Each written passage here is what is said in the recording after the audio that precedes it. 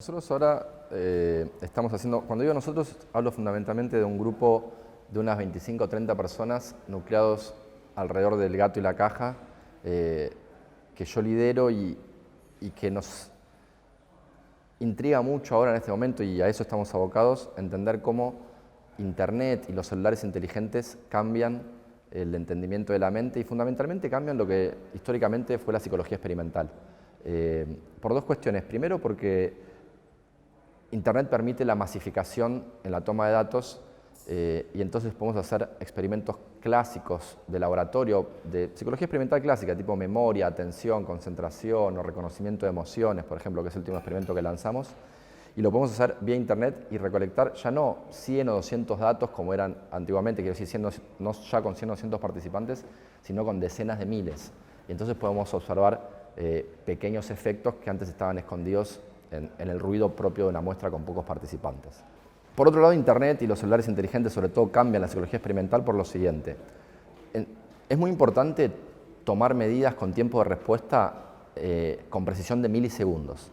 Eso históricamente fue así. Yo, por ejemplo, un resultado muy interesante de la psicología experimental es que si vos tenés que rotar mentalmente algo en tu imaginación, yo te pregunto, por ejemplo, ¿estas dos figuras son las mismas? Tenés que tratar de encajarlas, no rotarlas, y estas no son las mismas porque estas mano derecha e izquierda nunca van a encajar. Pero bueno, si hay dos iguales, pero una está rotada de la otra, vos tenés que responder que sí, que son las mismas. Y si yo agarro todas las respuestas que das y veo cuánto tardás en dar esas respuestas, en las veces que eran las mismas, veo que tu respuesta demora un tiempo proporcional a cuánto tenés que rotarlo, al ángulo de rotación. Como si vos realmente en tu mente estuvieras haciendo ese proceso de rotar mentalmente la imagen y hacerla encajar en la otra. Y entonces el tomar tiempo de respuesta con suficiente precisión te permite inferir cosas sobre cómo tu cerebro está haciendo diferentes tareas cognitivas. Y poder tomar datos con suficiente precisión para un montón de cosas importantes en psicología, con precisión justamente de milisegundos, es posible solo con celulares inteligentes, que están hechos, fabricados, estandarizados para tomar estímulos visuales y respuestas táctiles con esa precisión. Las computadoras, aunque tenías web, por ejemplo, cada computadora tiene el largo del cable, por ejemplo, es diferente, entonces es más difícil tomar tiempo de respuesta con tanta precisión. Y los celulares inteligentes permiten eso. Por eso como que hay dos grandes cosas en las cuales los celulares e Internet están cambiando el entendimiento de un montón de tareas cognitivas, digamos, que son el hecho de que puedes masificar los datos y el hecho de que puedes tomar respuestas con mucha precisión. Y nosotros aprovechamos esas dos cosas. En realidad todo ese proyecto lo hemos bautizado Cognitoma.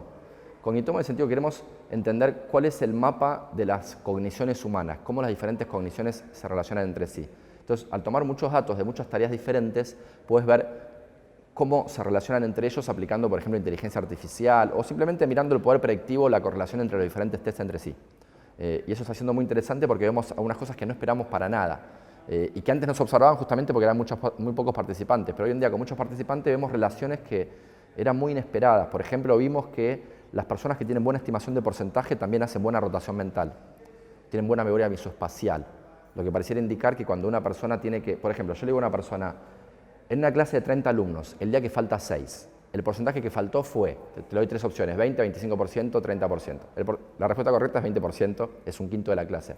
Pero mucha gente no sabe hacer esa cuenta, ¿no? Y entonces vos ves que su estimación, sin embargo, tiene más probabilidad de ser correcta si esa persona también respondió correctamente a una pregunta sobre memoria visoespacial o rotación mental.